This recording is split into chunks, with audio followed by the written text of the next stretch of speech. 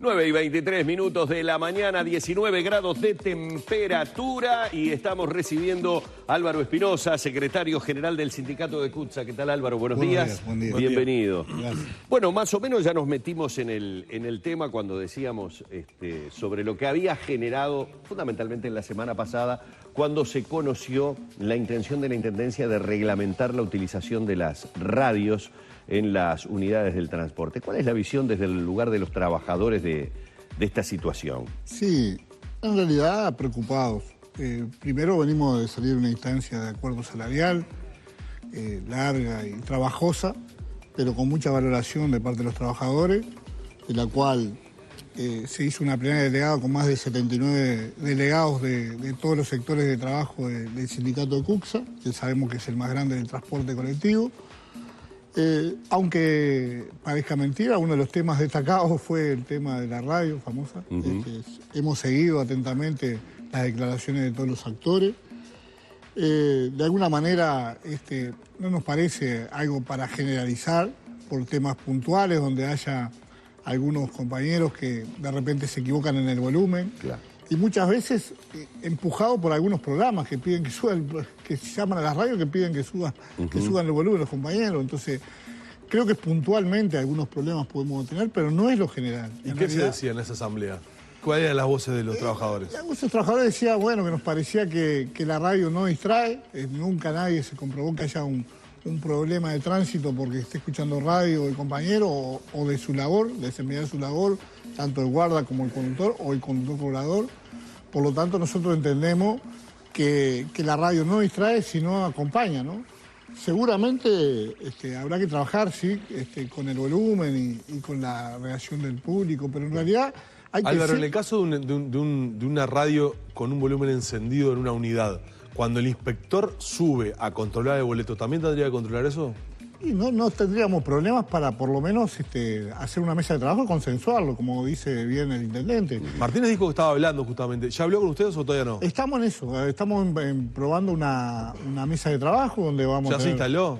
No, aún no se ha instalado, si bien es parte y venimos por eso hablaba del acuerdo general, también en las paritarias. Sí. Pedimos en el punto 5, como yo recién les entregué el volante sindical que se está repartiendo, se crea una comisión bipartita donde se van a tratar todos los temas, no solamente de las regulaciones, sino de alguna manera del tratamiento de la tecnología, los uniformes, la categoría, la escala de antigüedad, la capacitación, problemas de género, prevención de frente a patología, reglamento disciplinario, etcétera.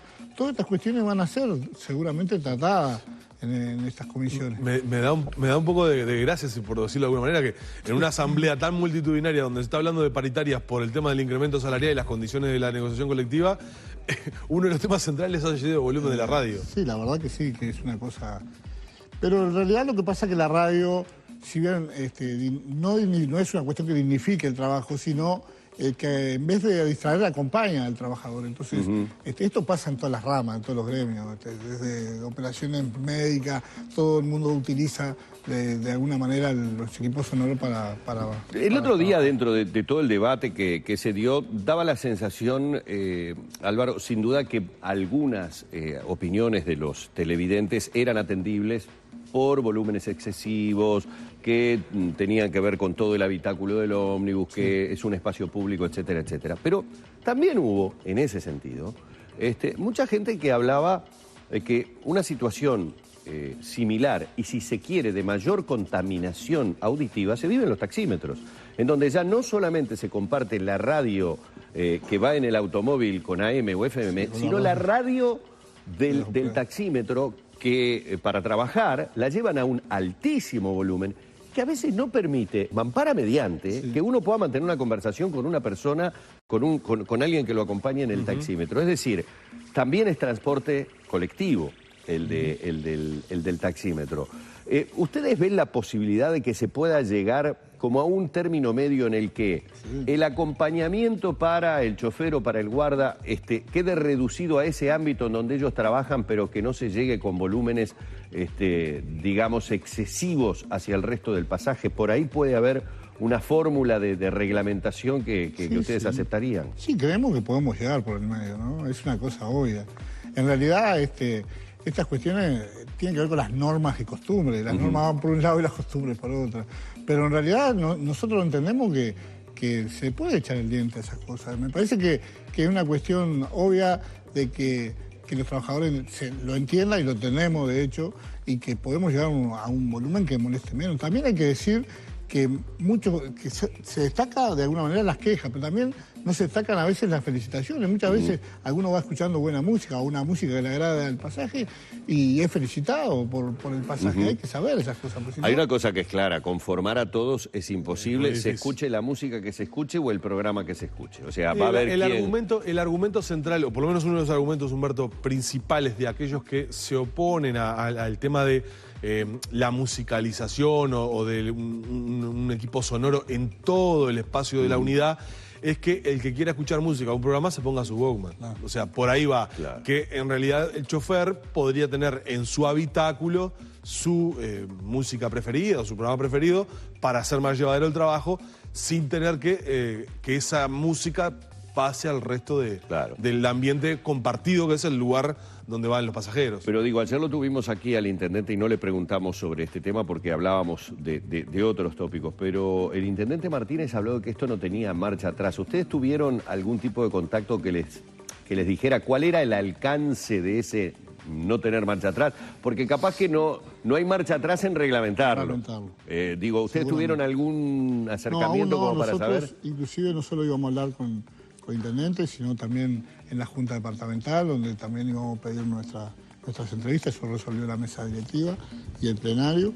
Por lo tanto, nosotros entendemos que si bien no es un tema de fondo, es un tema que a los trabajadores los preocupa, porque en realidad trabajar con las normas, reglamento en todo, significa a veces algunos perjuicios para la población. Y cuando hablamos en todo, hablamos de muchas cuestiones vinculadas a cómo se trabaja muchas veces en la calle. Álvaro, lo decía Martínez y claramente, y nosotros, yo lo comentaba con Humberto, nos hemos focalizado a nivel de los medios en el tema radio. Pero Martínez hablaba de que se estaba generando una revisión completa del servicio de transporte. Por ejemplo, la limpieza de las unidades.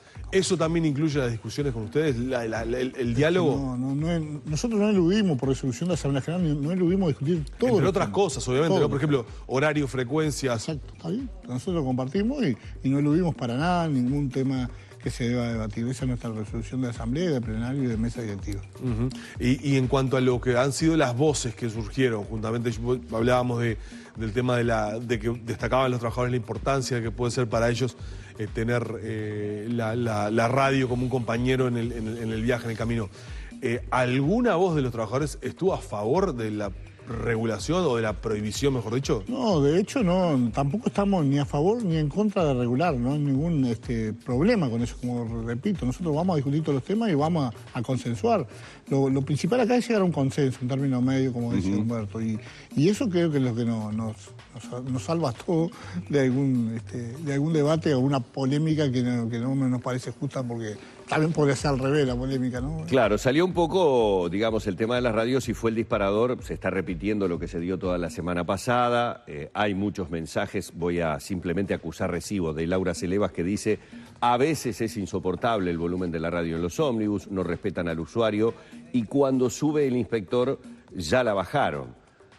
Pero inmediatamente salta al otro tema, que fue realmente el que saltaba inmediatamente, que es aparentemente el que más preocupa o sobre el que más señalan los televidentes. Dice, también sería bueno que cuidaran la higiene de los buses, a veces no se ve a través de la ventana por la suciedad de los vidrios y ni que hablar del interior. ¿Hay algún tipo de controles que se realicen habitualmente con respecto al tema de la higiene en las unidades? Sí, de hecho, en la empresa que trabajamos nosotros, por ejemplo, tienen lavaderos propios, digamos, ¿no? En las propios terminales donde los ómnibus van a hacer sacados, pasan por lavaderos casi todo.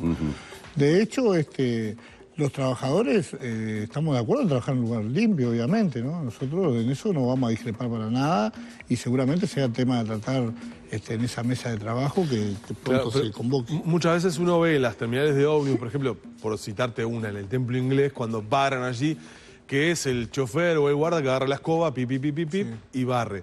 De pronto tal vez las empresas tendrían que pensar en otro tipo de servicio de limpieza de unidades, por ejemplo, en esas terminales. Porque la ingeniera Beatriz Tabaco, yo hablaba con ella hace pocos días, y decía que una de las cosas que van a empezar a controlar, o que ya estaban controlando, era de qué manera se hacía la limpieza de las unidades en las terminales. Cuando el ómnibus llega, baja el pasaje y espera 10 minutos, 20 minutos, media hora para salir nuevamente con otro servicio. De pronto, esa tarea tal vez no tendría por qué ser del guarda o del chofer. No correspondería, ¿no? Es una cosa obvia, pero de hecho, a veces los trabajadores, hasta por eso de que el pasaje se queja, se toma ese rol, pero en realidad, en el entendido que las terminales debería haber, sí, empresas de limpieza y será tema... Y no se da eso, convengamos que no se da. No, generalmente no. Pero sería un tema a convenir y que obviamente vamos a estar súper de acuerdo. Nosotros lo que más queremos es trabajar en unidades limpias. Claro, ¿no? claro, lógicamente. Gaby Brasil y elijo como para cerrar agradeciéndoles todos los mensajes que enviaron, pero lo voy a elegir porque me parece que de alguna manera nos demuestra algo que recién Álvaro también manejó en lo que nos comentaba. Dice, Gaby, ¿qué pasa cuando el pasajero no quiere escuchar programas en las radios? Lo califica el programa, obviamente, porque no le gusta, que denigran las personas. Esos son los que piden en que suban el volumen. A veces es muy molesto. Pero ¿qué quiero decir con esto? En el propio comentario de Gaby hay, como recién y casi en el comienzo decía Álvaro, una acción del chofer de complacer a quienes a veces le piden que suba el volumen. De hecho, estamos hablando del programa del licenciado Pettinati, que tiene inclusive hasta un latiguillo que es el subí el volumen, porque los oyentes le piden desde su celular a la radio que le pidan al chofer y se establece esa comunicación. A ver, entendámonos un poco, me parece a mí. Es una buena onda de parte del chofer el acceder a subir el volumen. Ahora, claro, no va a parar, supongo yo, la unidad, se lo imagina usted poniendo los pica-pica, parando y diciendo, perdón, ¿están todos de acuerdo con que suba el volumen? Me parece que es algo impracticable. Creo que el sentido común, que a veces es el menos común de los sentidos, es lo que se debería aplicar en este caso, ¿no? Y llegar a un acuerdo por el cual, especialmente los choferes no perdieran un medio de compañía. Yo qué sé, recuerdo mis épocas de subirme, como decíamos, a las cachilas de Cutsa cuando salía de la radio a la 1 de la mañana. Y el chofer a veces, y el guarda, lo único que tenían como compañía en el nocturno era esa radio, la espica que llevaba. Álvaro se acuerda de la espica. No. Claro, la espica no llegaba a todo el habitáculo. Capaz que tenemos que volver a eso. No, hay que decir que también hay compañeros que escuchan música clásica, música de los 80, los informativos. Exacto. Y cuando uno está con los informativos, es muy común que la gente puede subir el volumen para escuchar esa noticia. Claro. Es muy común. Y bueno, y así es con otros programas. Claro. Y es verdad que también es difícil para el chofer mirar el pasaje, mirar el salón y decir, bueno, estarán de acuerdo todos, ¿no? Es una duda que a veces no accede el trabajador. Exactamente. Roberto, 20 segundos antes del cierre. El jueves hay paro general parcial del PIT-CNT. ¿Qué pasa con el transporte en Montevideo? ¿No adhiere? El transporte en Montevideo no adhiere por una cuestión hasta acordada en la propia central de trabajadores, ¿no? Los paros parciales, los trabajadores del transporte, hasta para que los trabajadores puedan ir y cumplir ese paro parcial y a trabajar y volver desde su trabajo a su hogar. Los trabajadores del transporte no paramos acordado en la central.